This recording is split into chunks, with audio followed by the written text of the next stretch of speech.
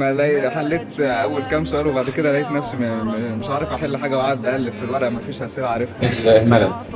يعني انت سنتين في فترة ثانوية عامة كتيرة وصعبة، ضغط نفسي. حليت امتحان جبت فيه 28 من 60، نزلت فيه يعني. ف... فانا بصراحه ساعتها الواحد اتضايق جدا يعني، بالذات ان الواحد كان كويس في الفيزياء، كان درجته كويسه فيها. فده يعني يعتبر من اصعب الحاجات. والانجليزي طبعا، الانجليزي يعني كان ازمه عمر في الانجليزي. بصراحة كانت معاناة جدا، إن أنا كنت حاسس إن أنا مش حالي كويس، وجيت بقى مش عايز أقول كان هياط وكده. كم مرة حسبتها وقلت مفيش وقت، كم مرة فكرت وقلت مستحيل، ولكن انت نسيت اهم شيء. انت نسيت ان حسابات ربنا غير حساباتك، ودي مش كلمة بقولها لك علشان انت تصبر نفسك او اشجعك، وده مش كلام تحفيزي ولا كلام اللي هو تنمية بشرية. ده واقع بيحصل في حياة كل طالب متفوق، لان دايما لما بتجتهد وبتعمل اللي عليك ربنا مش بيسيبك، وربنا مش بيسيب حد، وحسابات ربنا غير حساباتك. فانا النهارده في الفيديو ده هجيب لك مجموعة من زمايلي في طب بشري، حقيقي كانوا دحيحة في الثانوية، ولكن حصل معاهم مواقف ملهمة جدا حتى الهمتني، فخلينا نستفاد من خبرتهم، كلام محفز وتجارب واقعية، مش اي تنمية بشرية وخلاص. يلا بينا بقى نروح على الكلية ونشوف يا ترى احنا ناويين نعمل ايه. عرفني نفسك. دكتور احمد محمد علي، دفعه 24 96 طب المنيا. محمد احمد عبد المجيد، طالب في كليه الطب جامعه المنيا. مجموعة كام في الثانوية؟ 94 و27%. دكتور أحمد سيد أمين، كلية الطب جامعة المنيا. يوسف محمد كفاجي، طب المنيا. زي ما انت عارف ان الفترة دي في ثانوية عامة بتكون من اكتر الفترات اللي بتضغط الطلبة، فهل دي على الناس كلها ولا دي الطلبة المتفوقين استثناء ومحدش يقلق منهم طبعا؟ انا الفتره الاخيره دي بتبقى على الناس كلها ان انت قاعد سنه كامله بتذاكر، بس هي خلاص يعني فاضل لك شهر وتخلص الرحله وان شاء الله يعني تطلع باحسن نتيجه. في اول السنه بصراحه كنت خايف قبل السنه، يعني زي اي حد خايف. دخلت في السنه كان الموضوع يعني ايه ماشي نوعا ما. جيت على شهر واحد مثلا كده بصراحه كنت تعبان جدا، الواحد كان على اخره. بس بعد كده مع تقدم السنه قبل الامتحانات الواحد يعني كان احسن وكان بارد اكتر. بصراحة كانت يعني ضغط نفسي إن أنت عايز تحقق حلمك وكده وقتي، وكان أي واحد بيعدي بالفترة دي كده هيعدي بضغط. طب اي حد هو بيذاكر بيبقى دايما عنده تحفيز، في احيانا الناس بتفقد الشغف لانه خلاص هو طفش بقاله سنه كامله بيذاكر، فايه الحالات اللي بتخليك انك تحفز نفسك انت تذاكر وتكمل؟ طبعا اهم حاجه مستقبلك، وان انت خلاص اديلك سنه بتذاكر ما جاش على شهر. هو انا بصراحه من ساعه من قبل ما اخش ثالثه ثانوي انا هدف ان انا اجيب مجموعه عاليه، بس ما كانش هدف كليه معينه. اما انا ايه هدف ان انا اجيب مجموعه عاليه طبعا عشان افرح اهلي في البيت.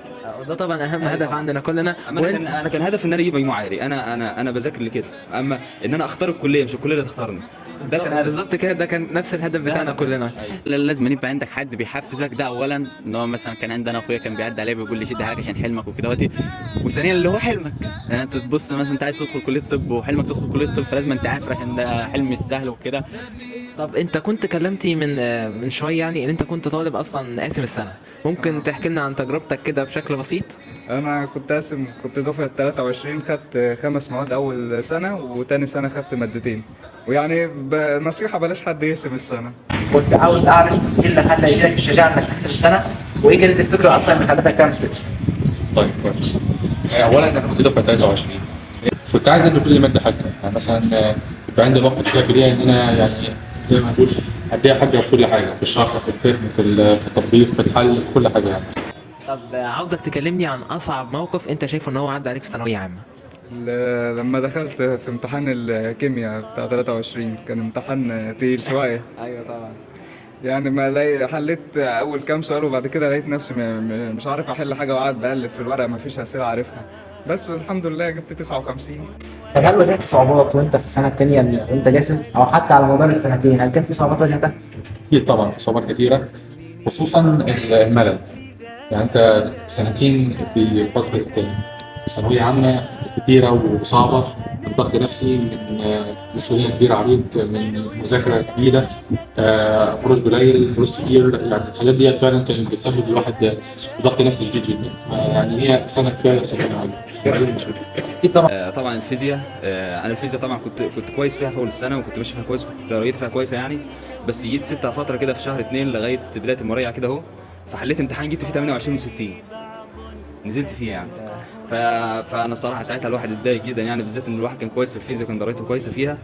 فده يعني يعتبر من اصعب الحاجات. والانجليزي طبعا الانجليزي يعني كان ازمه عمر في الانجليزي يعني، بالذات من بدري يعني من قبل ثالثه ثانوي حتى. بعد ما جيت من الامتحان العربي بصراحه كانت معاناه جدا، انا كنت حاسس ان انا مش حالل كويس، وجيت بقى مش عايز اقول كان عياط وكده. كان اصعب موقف في السنه بصراحه. طبعا انت عارف ان في ناس دفعه 2024 حاليا هم داخلين السنه وفعلا مكملين في المذاكره وهيمتحنوا ان شاء الله بعد كام شهر. عاوزك توجه لهم نصيحه من منطلق خبراتك، لان الناس بتبقى في الفتره دي جنجانه وزعلانه وخايفه لاحسن مثلا، وبيكونوا كمان زهقوا، فوجه لهم نصيحه من منطلق خبرتك اللي انت هتديها في السنتين. اقول له انت بطل انك مكمل لحد دلوقتي.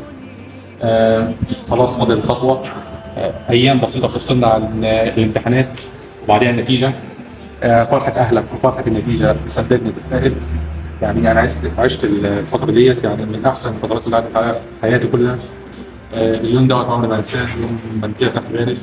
اي نعم في جالك بعديها غير التنسيق، ولكن صدقني الفترة بتاع يعني الفترة بتاعت النتيجة ديت تغطى على أي تعب أنت مريت بيه في السنتين اللي فاتوا. وبرضه لو عايز أديله نصيحة فلازم إن هي يعني ما تضغطش نفسك في المذاكرة جو يعني 24 ساعة. من حسابات ربنا غير حساباتك، ودي بتحصل في حياة كل واحد مننا. فممكن تحكي لنا عن الموقف ده في حياتك؟ في العربي انا ما كنتش بحب العربي قوي يعني، وكنت بقول ان انا ممكن اجيب يعني 65. ما انا اجيب 65 والحمد لله ربنا كرمني وجبت 76 في العربي. طب بس ما شاء الله، يبقى كده المفروض الواحد ما ياخدش يعني الكلام او الرؤيه العامه للامتحانات. وكان انت كنت كلمتي في امتحان الكيمياء، انت قلت اللي هو كان صعب وفي الاخر انت جبت 59، فكده يبقى ما ياخدش الامبريشن العام بتاع الناس. ايوه طبعا، انت طالما انت عملت اللي عليك، وحتى لو الامتحان صعب اكيد ربنا شاف انك تعبت وهيكرمك ان شاء الله. طب ممكن مثلا كده العربي، انا العربي يعني كنتش متوقع برضه بصراحه ان انا يعني هزيد مثلا كده عن 70، والحمد لله جبت فيه 75 ونص يعني واصل في اسئله كانت محلوله غلط في النماذج برضه. يعني الواحد برضه ما يريحش بعد ما يرجع من اللجنه. انا كنت براجع وفي اسئله كانت بتبقى غلط والواحد كان بيزعل، وفي الاخر هو اللي كان بيبقى صح في الاخر يعني. احكي لنا بقى، انت قلت لنا امتحان العربي انت كانت نتيجتك كنت راجع منه بتعيط، النتيجه بقى كانت عامله ازاي؟ 77 ونص الحمد لله. انت جايب اعلى مني. الحمد لله يعني. والله حسابات ربنا فعلا غير حساباتك، ربنا بيكرمك يعني. لو شافك ان انت اجتهدت وكده قد ما عليك ولا عليك، وربنا يكرمك ان شاء الله. يبقى احنا كده المفروض ما ناخدش ما نراجعش اصلا بعد الامتحان ونسيبها لا ما ترجعش خالص، ده المراجعات ديت ممنوعه بتاتا. في ناس في 2025 تبدا فتره المراجعه من كتر الضغط والتعب اللي وصل لهم، حتى المذاكرين كل المراجعه تبدا تجي لهم افكار شيطانيه اللي هو يكسب السنه. فجيلهم ايه من برضه من منطلق مع الخبره. في دفعة 2025 عايز أقول لهم رسالة، أقول لهم الأفكار ديت أفكار شيطانية، نفسك بتؤمرك بسهولة، لازم تجرب من ربنا جدا في الفترة ديت. تثق في نفسك، ما تتبعش وما تديش اهتمام بالأفكار ديت خالص. أنت لو فضلت تفكر فيها وفضلت تفكر ماذا لو ما جبتش اللي أنا عايزه، ماذا لو ما حلتش كويس، ماذا لو حصل حاجة في الامتحان، صدقني مش هتتقدم خطوة ولا نحو.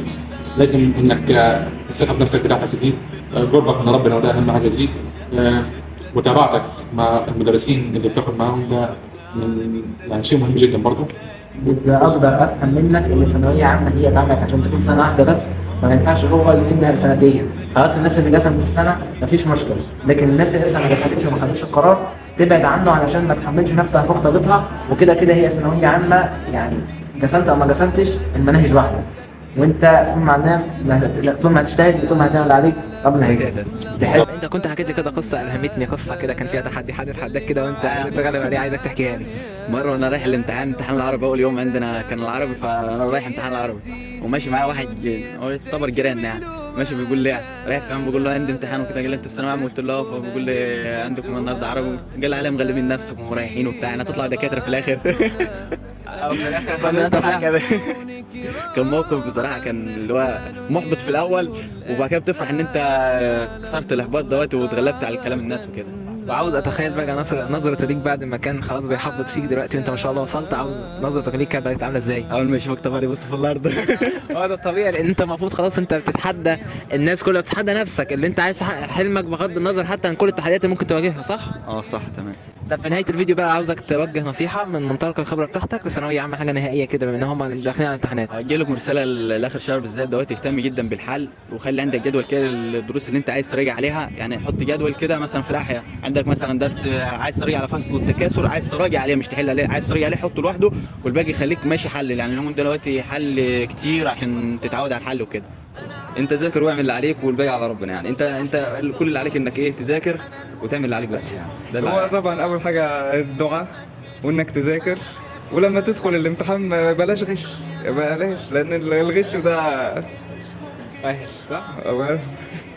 تمام. شوف، اي حد بيسمع الفيديو سواء كنت طالب او ولي امر او استاذ او تعرف حاجه ثانويه عامه، يعني اهم حاجه من انت تقول اكس ما تكسبش، اهم حاجه الدعم النفسي دي، لازم تدعم نفسيا، تقف جنبه في كل فتره بيعدي فيها، تقدم له النصائح، ما تحاولش تضغط عليه، ما تحاولش تتكلم في موضوع النتيجه وماذا لو حصل كذا وكذا وكذا، ويعني بس كده وربنا يوفقكم جميعا.